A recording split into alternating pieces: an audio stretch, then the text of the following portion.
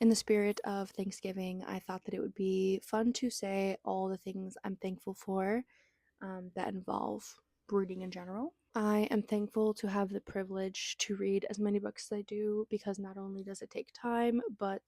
also resources and knowing that I have access to so many books and that I can afford books and just the access to reading in general is something that I never, ever, ever take for granted. I have a mother who, rather than being upset with me for finishing a book that she just bought or getting annoyed that I had a bunch of books stored under my bed, she would ask me how many hours it took to finish them and then flex that speed on her Facebook to all her friends. I have a dad who, whenever I asked to go to the bookstore, even if it wasn't within the budget or if his car wasn't working or any other bump in the road was in the way, he would still find a way to get me to the bookstore, even if it was just to browse, even if it was just to sit in there. He knew how much I liked it and made sure I got there.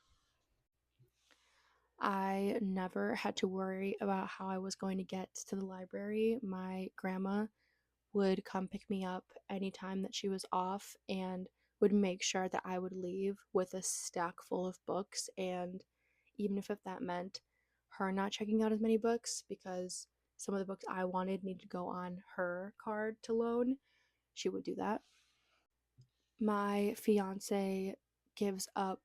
date nights and other hobbies and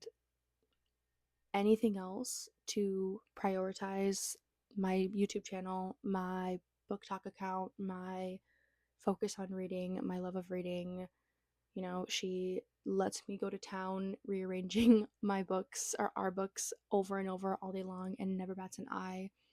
Who has spent God knows how much money on buying books for us and never has made me question putting this much time and effort and resources into talking to people online about books, and